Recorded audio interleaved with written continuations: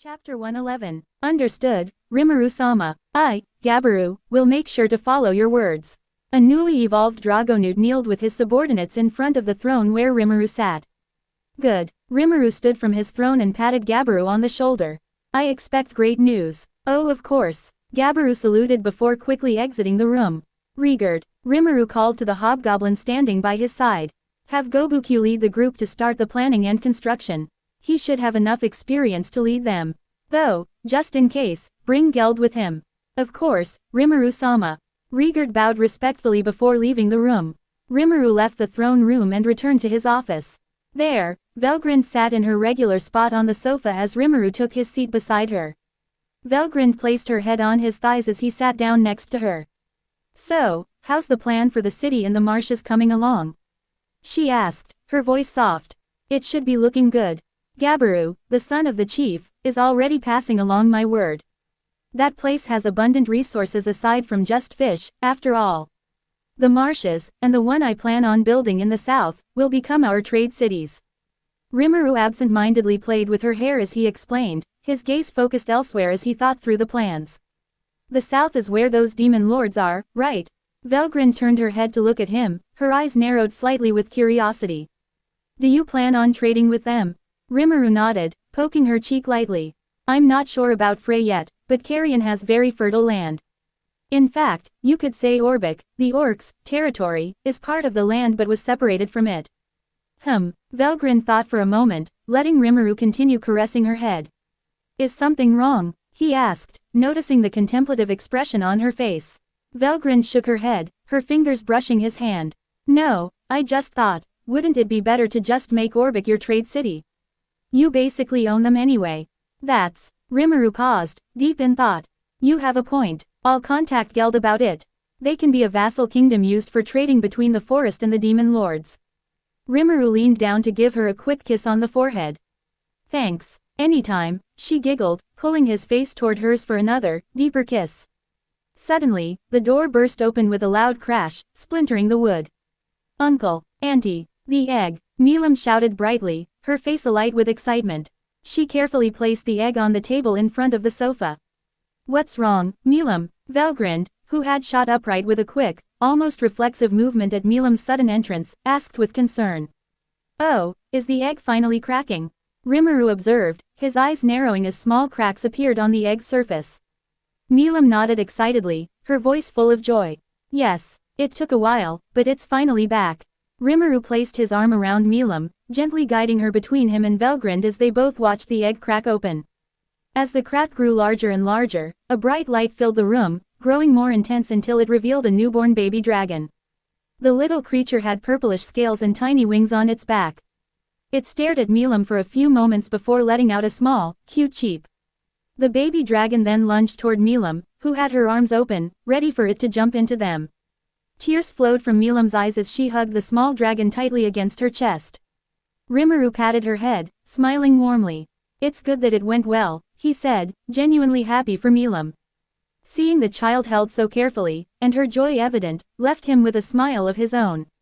Uncle, thank you. Milam turned to Rimuru, still holding the baby dragon as she hugged him tightly. Milam, Velgrind smiled wryly, watching as the baby dragon squirmed uncomfortably. You're squishing. She paused, realizing she had forgotten something important. I forgot, it doesn't have a name yet. Gaia, Milam quickly answered, grinning widely. As she did, the baby dragon, now named Gaia, jumped from her arms to Rimuru's face, clearly seeking refuge from being squeezed between their bodies earlier. Rimuru, holding Gaia gently, stared at the baby dragon. Gaia, I guess that makes you Velgaia. His feet wobbled. Wait, why me? Rimuru felt his strength suddenly drain, his energy leaving him in an instant. He quickly passed Velgaia back to Milam, but before he could fall to the floor, he felt Velgrind's hand supporting him from behind. That is strange, Velgrind muttered, placing Rimuru carefully back on the sofa. Milam was the one who named Velgaia. Then, something unexpected happened. A glowing, pure white light suddenly left Rimuru's body, and it entered Velgaia's. As soon as it left Rimuru's body, he blinked in confusion. He felt a surge of energy return to him, as if he had fully recovered, even after naming what seemed to be a pseudo-true dragon. Okay, now that's even stranger. Valgrind massaged her temple, a deep frown settling on her face as she and Rimuru watched Velgaia with a mixture of confusion and curiosity. The baby dragon was now calmly nestled in Milam's arms. Is something wrong? Milam asked, her innocent eyes wide as she held Gaia protectively. No, nothing's wrong, Milam. Rimuru gestured reassuringly, though his brow furrowed in thought. Why don't you take Vel to the kitchen and get him something to eat? Milam puffed her cheeks out, a pout forming on her lips. Uncle, baby dragons only eat what they hunt. Also, if we're going by nicknames, it would be Gaia. Rimuru chuckled, the sound light but full of wonder. His mind was still racing, trying to process everything. What was that? Why did the glowing light go to Velgaia, and why do I feel like I should call him Vel? And, how do I even know it's a he? There should be some magical beasts fit for Gaia to hunt, Velgrind said, observing Rimuru deep in thought. Ask Rigard where they're usually spotted. Okay, Milam nodded enthusiastically, cradling Gaia in her arms as she left the office. The broken door still lay on the floor, an unintended casualty of her excitement. What was that all about? Velgrind asked, turning to face Rimuru. I have an idea, but I'm not sure yet, Rimuru replied vaguely, his expression thoughtful. The other me does things without my knowledge, after all. It was him who did something. He rolled his eyes in mild frustration, his tone light but laced with exasperation. So, do you know what he did? Velgrind raised an eyebrow, her curiosity piqued. Yeah, well, at least, I think so, Rimuru shrugged nonchalantly, though there was an uncertain edge to his voice. Basically, it's... Months went by and Milam watched as Gaia devoured a horned rabbit. She turned to observe the number of horned rabbits they had hunted. We should start small, Gaia. The next hunt will be for a cattle deer. As Gaia finished feeding, Milam looked up at the sky, sensing several strong beings approaching. Oh, that's a herd of Pegasus, and a tamed dragon lord, she said, her eyes sparkling with excitement as she watched them approach. Rimuru stepped out of the castle to greet the visitors who had arrived in his city. She should have given me some word before coming, he muttered under his breath. Nearby, in an open space by the castle, the Pegasus Knights landed gracefully, followed by the Dragon Lord, which had been used as transportation. Rimuru, I was not informed that she would be here as well. Gazel said, shaking hands with Rimuru. He gestured with his eyes toward the Dragon Lord. It gave my men quite a shock and kept them on edge the entire time. He sighed, clearly weary from the surprise arrival. Oh my, did I inconvenience you, Gazel-chan? Elmasia's voice rang out from behind him. She walked past him with a mischievous smile, her eyes twinkling as she greeted Rimuru warmly. Gazel, unfazed by her sudden appearance, didn't seem surprised by how she had snuck up behind him, despite not having seen her leave her transport. He glanced over his shoulder, his expression calm as if this was an everyday occurrence. Rimuru-ji, sorry for not contacting you. I wanted to surprise you. Elmisia chuckled, her playful demeanor clearly visible in her bright eyes and the way she hopped lightly as she approached Rimuru. It's fine, Rimuru replied with a smile, his voice warm. He placed his hand on his chin as if thinking. I can guess why you're here as well. Let's go inside. Rimuru led the group into a formal room, the spacious and finely decorated interior giving off an air of both comfort and authority. They seated themselves around a large table, polished and gleaming under the light. Elmisia and Gazel sat on either side of Rimuru, who took his usual spot at the head of the table. Behind each of them stood a subordinate, Erald for Elmisia, Dorf for Gazel, and Benimaru for Rimuru. So, to give an overview of what we know, Rimuru began, his voice calm but firm, his hands resting on the table as he looked between Elmisia and Gazel. Gazel here has told me that Falmouth and many of the nations in the west are stockpiling weapons from Dworgen. And all of us have gathered intelligence that the movements of the west are aimed at attacking the forest. Both Elmisia and Gazel nodded in agreement, their expressions serious as they absorbed Rimuru's words. Elmisia, leaning back in her chair slightly, crossed her arms thoughtfully, while Gazel's brow furrowed in concern. I've delayed the orders, but I can't do it forever, Gazel informed Rimuru, his voice steady despite the tension in his shoulders. What do you plan to do? Do you require my support, Rimuru-ji?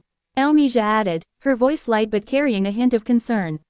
My nation can officially declare itself an ally, you know. Rimuru leaned back in his chair, a mischievous grin spreading across his face. Thanks for the support, Elmisia, he said. Gazel, you don't need to delay them anymore. Just make sure to mark up the prices to get more benefit. Elmesia giggled at his playful smile, her eyes sparkling. Gazel, on the other hand, exhaled sharply, clearly not amused, but there was a knowing glint in his eyes. I can handle the invasion. It's barely a problem, so you don't have to worry about that, Rimuru continued, his tone light and nonchalant. He casually waved his hand, as if dismissing the issue entirely. That's not why I asked you to come here, Gazel. Gazel raised an eyebrow, his expression turning serious. He leaned forward slightly, and that is my plan for turning the Falmouth nation into a colonized one, Rimuru said, his tone casual as though discussing something trivial. He shrugged, his smile not fading. Gazel's eyes widened in shock, and he exchanged a quick glance with his knight behind him. Do you mean you will conquer Falmouth, Rimuru? Rimuru simply shrugged, unbothered by Gazel's reaction. In a way, yeah, he said, his voice unhurried.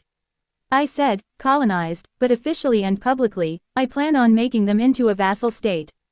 Elmesia raised an eyebrow, her fingers gently tapping the surface of the table. Does Rimuru plan to make Falmouth a monster nation?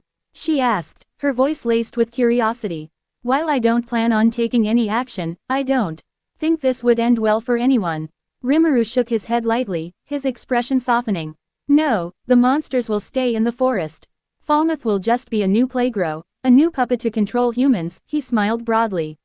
With Falmouth being famous for being the gate to the west, and the only connection to Dworgen, their supply of manufactured dwarven products will halt. Gazel's brow furrowed deeper, and sweat trickled down his cheek as he leaned back in his chair, clearly troubled. But my people rely on imports for food. Stopping trade will cause us trouble. Oh, you don't have to worry about that, Rimuru waved a hand dismissively, his voice warm and reassuring. I have a lot of wheat and grain courtesy of Orbic, and fruits and vegetables from Eurazania. And if you want meat and materials, we have magical beasts in the forest. Elmesia couldn't hold back her laughter, her eyes sparkling as she looked at Rimuru. Then you will hold control of the West's trade with Dworgen. If they want weapons and other tools made by the dwarves, they'll have to trade with the vassal Falmouth. Rimuru nodded, laughing along with her. His expression was light-hearted, but there was an unmistakable gleam in his eye that spoke of deeper intentions. Gazel rubbed his forehead, clearly confused and a bit exasperated. Rimuru, could I ask why you would do something like this? Rimuru tilted his head in mock innocence. What do you mean? He asked, his voice genuinely puzzled. Turning Falmouth into a colonized state. Gazel nodded, his eyes narrowing as he tried to understand Rimuru's reasoning. Rimuru smirked and leaned forward slightly. Ah, that's a simple one. It's because it's fun. Elmesia finished for him, her voice full of mirth. Rimuru is doing this just to mess with the West because they plan on invading the forest. That's right, Rimuru said, giving her a thumbs up with a wide grin. I still don't plan on invading the West since Guy might argue that I'm ruining civilization that still has some time to live or whatever. At best, I'll use Falmouth for, let's say, 100 years. If I get bored, I'll give it back to the humans. Gazel sighed, rubbing his temples as the absurdity of the situation weighed on him. The more Rimuru spoke, the more his head throbbed. Gazel wasn't alone in this feeling. He glanced around the room and noticed Errol, who was standing behind Elmesia, trying to maintain his professional poker face. Despite his best efforts, it was clear that even Errol found the current conversation more than a little challenging. Behind him, Dorf, his own knight, stood equally still but with an aura of visible stress. Gazel could almost feel Dorf's uncertainty. The man had no idea how to react to Rimuru's erratic plans and unpredictable nature. Gazel couldn't help but share the sentiment. Rimuru, noticing Gazel's distraction, casually continued speaking, his tone unperturbed. Yeah, I plan on doing it when they attack. His words jerked Gazel back to attention. That's probably a couple of months from now at best. I'm not exactly sure yet, but they do have to prepare. While that's done, I'll finish up the routes in the forest that can connect with Dworgen. The mention of Dworgen caught Gazel's ear, and he straightened in his chair, a spark of interest flashing in his eyes. Does that mean Rimuru plans to trade with Dworgen right now? Rimuru nodded, the casual air around him never wavering. Yeah, we don't really need money, but there are some convenient things in Dworgen. Plus, we can provide all types of magical beast materials. Not to mention the food we get from Orbic and Eurazania. It'll be beneficial for both sides. Their conversation continued until nightfall, when they wrapped up and hosted a small banquet for the leaders of the two nations visiting the capital city, Seir. To be continued.